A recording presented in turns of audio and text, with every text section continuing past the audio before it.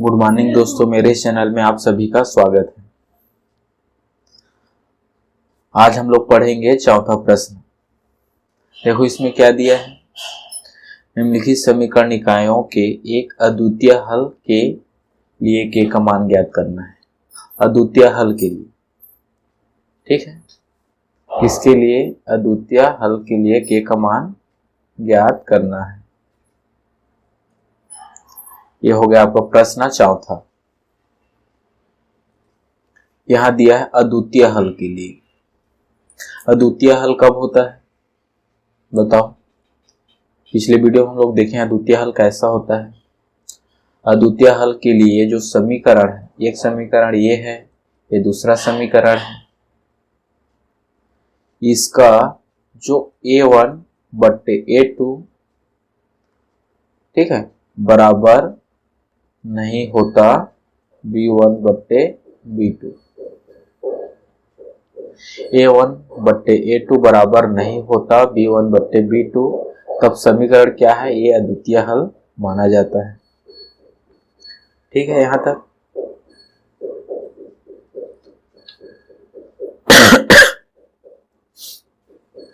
तो चलो पहले को हल करते हैं। यहां पे देखते हैं क्या होता है। क्या आपको पहला प्रश्न है।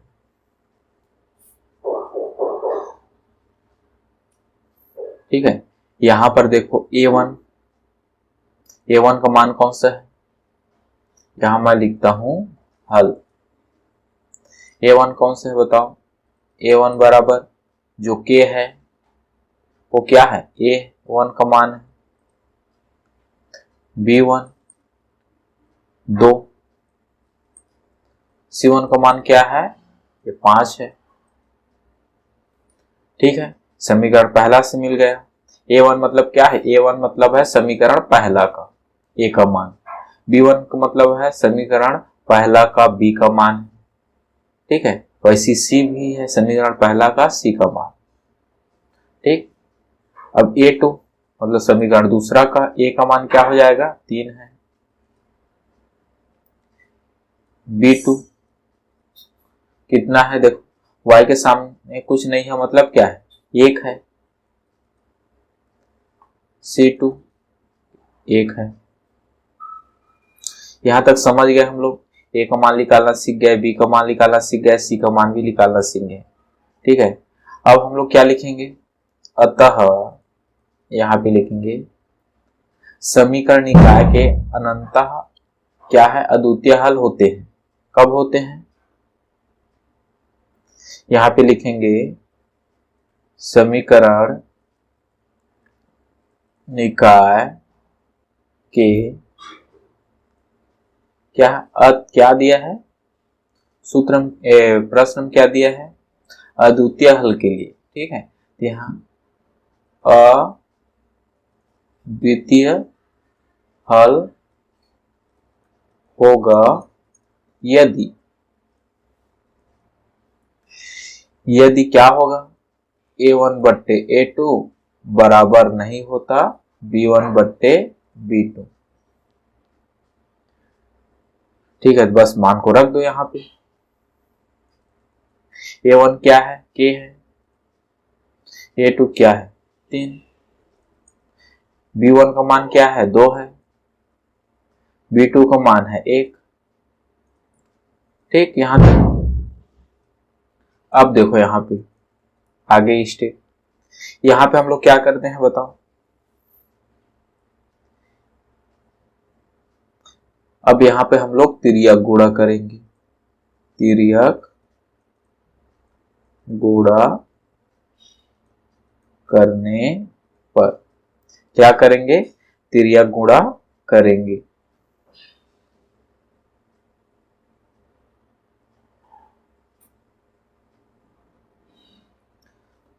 ठीक है यहां तक।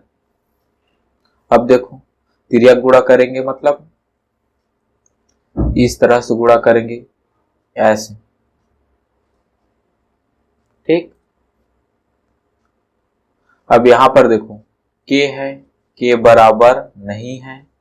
3 2 के साथ गुणा करेगा तो 3 2 ने 6 हो जाएगा, बट्टे 1। एक लिखने की जरूरत है क्या? एक लिखने का जरूरत नहीं है। ये फिर यहाँ पर ऐसे लिख सकते हैं के बराबर नहीं है 6। तो यहाँ पर क्या है, के बराबर 6 नहीं, मतलब 6 को छोड़कर बाकी जितना वास्तविक मान है उसके लिए समीकरण निकाय का एक अद्वितीय हल होगा, ऐसा लिखना है यहाँ पे। ठीक है, क्या लिखेंगे? अतः शिक्षक को छोड़कर बाकी सभी शिक्षक को छोड़कर, ठीक है, अन्य सभी वास्तविक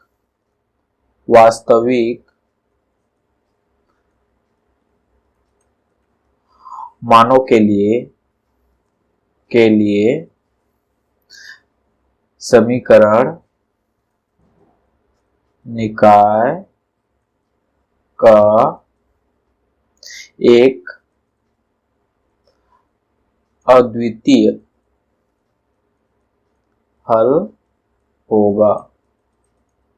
ठीक है, के बराबर 6 नहीं है, इसलिए 6 को छोड़कर अन्य सभी वास्तविक मानों के लिए समीकरण निकाय का एक अद्वितीय हल होगा।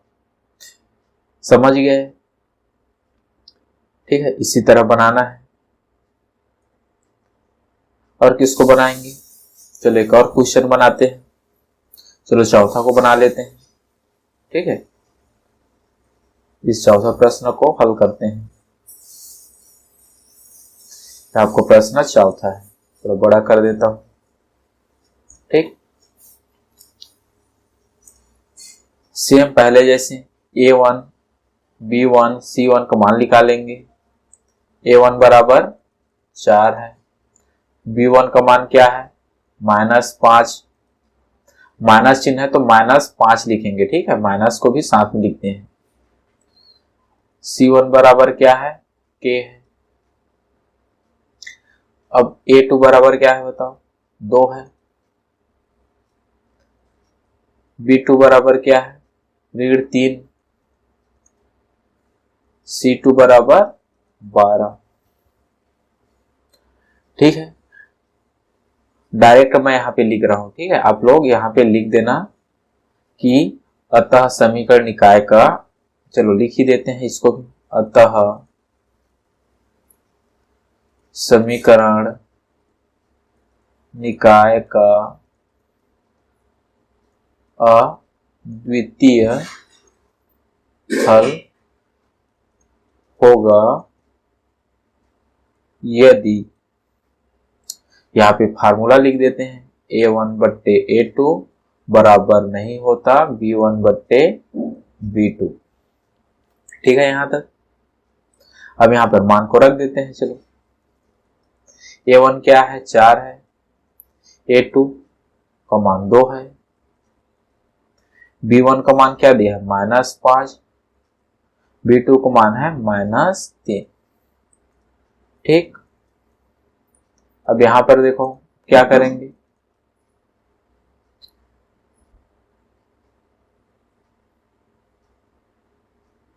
यहां पर देखो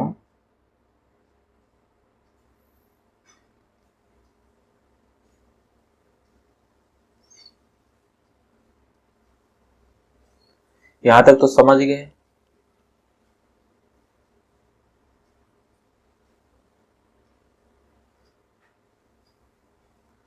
अब यहां पर तो क्या आया नहीं तो क्या लिखेंगे बताओ?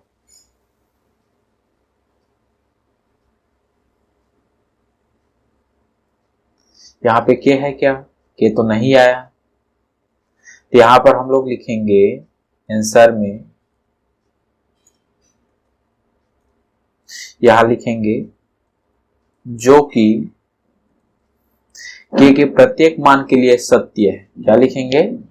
जो कि के प्रत्येक मान के लिए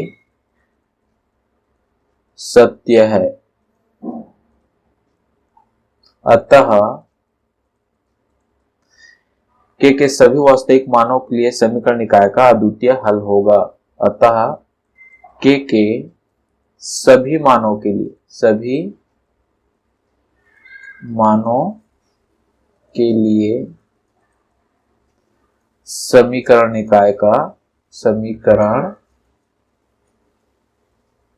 निकाय का एक क्या होगा, अद्वितीय हल होगा। ठीक है, इस तरह से आप लोगों को लिखना है।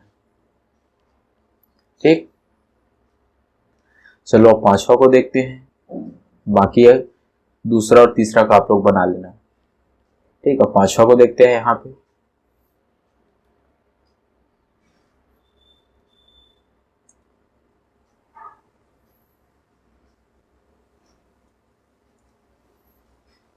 ये आपका पांचवा प्रश्न है। देखो इसमें क्या दिया है, निम्नलिखित समीकरण निकायों के लिए के का मान ज्ञात कीजिए। किसका मान ज्ञात करना है, के का मान ज्ञात करना है, जबकि समीकरण निकायों के अनंतः अनेक हल हो। क्या दिया है, अनंतः अनेक हल हो। अनंतः अनेक हल कब होते हैं बताओ, जब a1 बट्टे a2 बराबर b1 बट्टे b2 बराबर c1 बट्टे c2 होता है, तब समीकरण निकाय का अनंतः अनेक हल होते हैं। ठीक है, क्लियर है ये, बस इसमें मान को रखते जाना है। तो किसको सॉल्व करेंगे, सबसे पहले प्रश्न को ही सॉल्व करते हैं। ये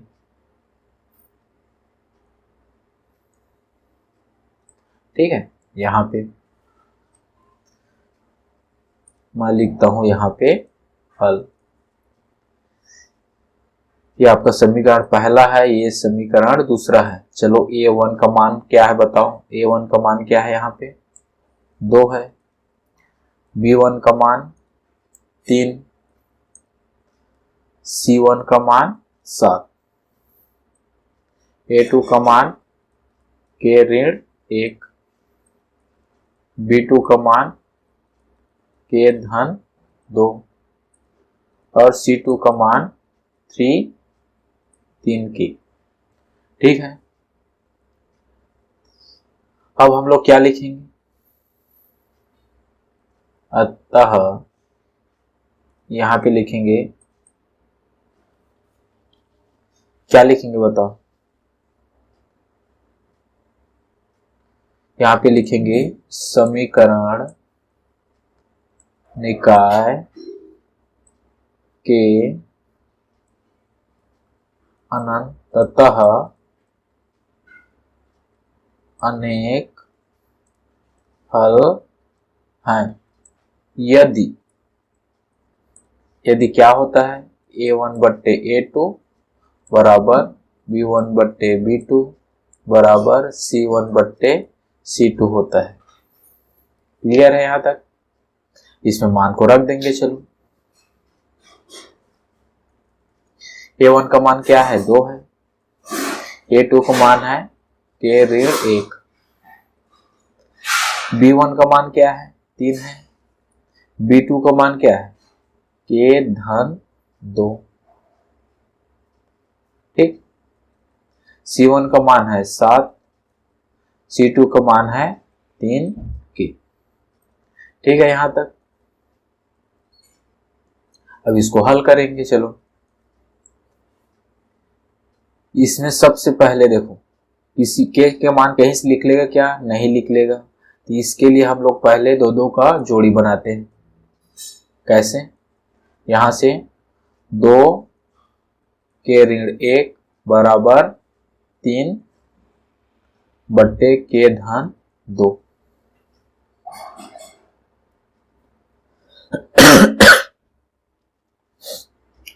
ठीक है, तो यहां से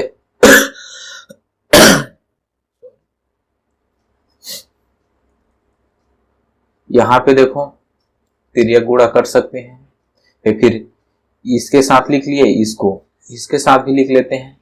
2, इसको समीकरण पहला मान लेते हैं। ठीक है, 2 के ऋण 1 बराबर 7 3k, 7/3k, ये दूसरा हो गया। तीसरा लिख सकते हैं हम लोग 3/k धन 2 बराबर 7/3k, ये तीसरा है। अब इसको चलो हल करते हैं पहला से। ठीक है, यहां पर देखो 2k ऋण 1 बराबर क्या है 3k धन 2। अब क्या करेंगे हम लोग, ऐसा हो तो क्या करते हैं, तिर्यक गुणा करते हैं। तिर्यक गुणा करने पर, ठीक है, यहां पर चलो तिर्यक गुणा करो। यहां पे तो क्या हो जाएगा, यहां पे ये ऐसे गुणा करेंगे ऊपर नीचे, ठीक। तो यहां पर ये हो जाएगा 3 गुणा के ऋण 1 ऐसे, और यहां पर 2 गुणा के धन 2। अब ये हो जाएगा 3k, ऋण है तो ऋण का चिन्ह, अब 3 1 का 3, यहां पर ये हो जाएगा 2k, ठीक है, धन है तो धन का चिन्ह, फिर 2 2 ने 4 हो जाएगा यहां पे। अब देखो यहां पर क्या हो गए 3k, इस 2k को इधर हम लोग लेके जाएंगे तो ये ऋण 2k हो जाएगा। इसको बोलते हैं पक्षांतर करना। क्या करना, पक्षांतर करने पर। इस 3 को इधर लेके जाएंगे बराबर किस पार, तो ये 3 ऋण 3 है, क्या हो जाएगा धन 3 हो जाएगा, 4 धन 3 हो जाएगा, ऐसे चिन्ह बदल जाता है, ठीक है। अब यहां पर देखो 3k में 2k को घटा देंगे तो कितना बचेगा 1k। 1 लिखने की जरूरत है क्या, लिखने की नहीं जरूरत है, तो उसको लिखेंगे k बराबर 4 3 7, ठीक है। अब यहां पर देखो पहले वाले को हम लोग सॉल्व किए तो क्या आया 7 आया k का मान। चलो इसी प्रकार दूसरे को सॉल्व करते हैं, क्या आता है पता चल जाएगा।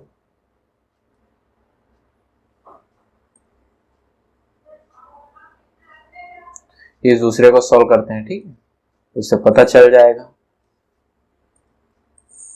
यहां पे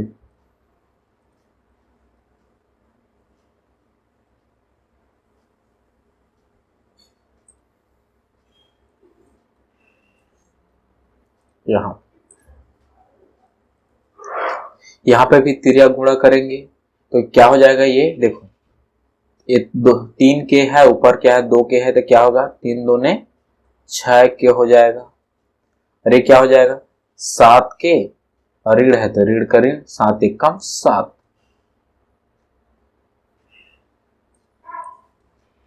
ये होगा 7k, ऋण है तो ऋण का चिन्ह, 7 1 कम 7, ठीक है, समझ गए।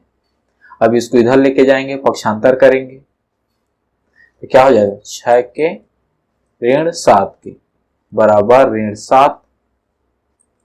अब देखो 7k में 6 माइनस करेंगे तो ऋण k बचेगा बराबर ऋण 7।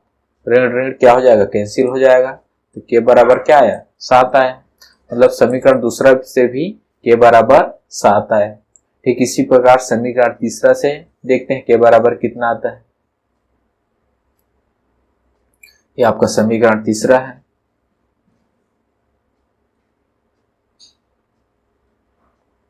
ठीक है, इससे देखते हैं k बराबर कितना आ रहा है। ये हो गया।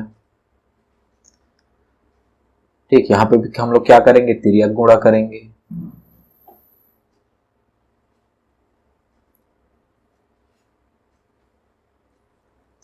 तो क्या हो जाएगा 3 तिया 9k हो जाएगा। ये हो जाएगा 7k और प्लस का प्लस, धन का चिन्ह है तो धन का चिन्ह, 7 दूने 14, 9k इसको पक्षांतर कर देंगे इधर तो ऋण 7k हो जाएगा और ये 14 का 14। ठीक, देखो 9k में 7k माइनस करेंगे तो 2k होगा, 14 का 14, अब क्या हो जाएगा, के बराबर ये 2 क्या हो जाएगा, 14 के नीचे चला जाता है, 2 1 का 2 7 14, तो के बराबर क्या आया, 7 आया। तीनों समीकरण को हम लोग हल किए तो के का मान क्या आया, 7 ही आया है। इससे प्रूफ होता है कि समीकरण इकाई का क्या है, अनंतः अनेक हल है। ठीक है,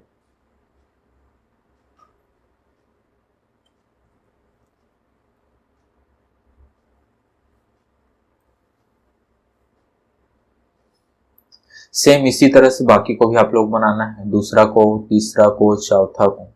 अब यहां पर देखो, ये दूसरा में क्या दिया है, ये बराबर किस पार है तो उसको पक्षांतर कर देंगे। जैसे दूसरा को थोड़ा मैं चेंज कर देता हूं, ठीक है। आपके दूसरा प्रश्न है ये, तो यहां पर देखो इस पहले को मैं चेंज करूंगा तो क्या हो जाएगा, बदल दूंगा तो के x धन 2y बराबर ये इधर जाके ये हो जाएगा 4, ऋण 4 है वो धन 4 हो जाएगा, 5x ऋण 3y, 6 इधर जाके क्या हो जाएगा, पक्षांतर कर देंगे तो ऋण 6। ठीक है, तो इसको आप समीकरण पहला मान लो, इसको समीकरण दूसरा मान लो। तो यहां से a1 का मान आ जाएगा k, b1 का मान हो जाएगा 2 और c1 का मान आ जाएगा 4, a2 का मान आ जाएगा 5 और b2 का मान आ जाएगा ऋण 3 और c2 का मान आ जाएगा ऋण 6। अब मान को रख लेना, इसको अनंतः अनेक हल होंगे, उसका मान क्या होता है, उसका सूत्र है, यदि यहां पे मैं सूत्र डायरेक्ट लिख रहा हूं, ठीक है, a1 बट्टे a2 बराबर b1 बट्टे b2 बराबर c1 बट्टे c2। मान को डायरेक्ट रख देते हैं यहाँ पे, तो क्या है k बट्टे, यहाँ पे a2 क्या है 5 है, b1 2, b2 -3, c1 4, c2 -6। यहाँ पे अब एक चीज बताओ मुझको, देखो यहाँ पे ऋण का चिन्ह है, यहाँ पे मतलब ये क्या है, ऋण में आएगा, ठीक है। इस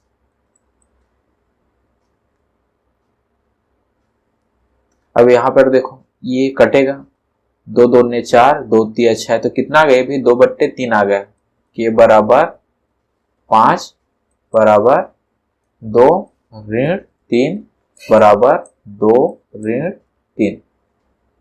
इसे 2 का पकड़ के हम लोग क्या करेंगे, के का मान निकाल देंगे, यहां से तिरिया गुणा करेंगे तो क्या होगा, चलो कि एक स्टेप और लिख लेते हैं इसको,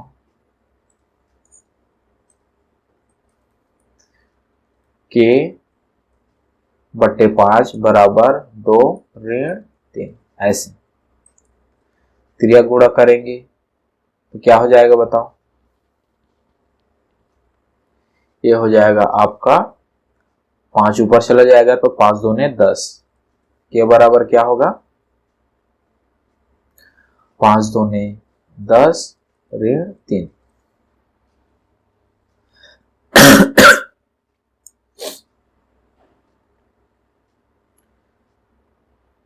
ये आपका आंसर है,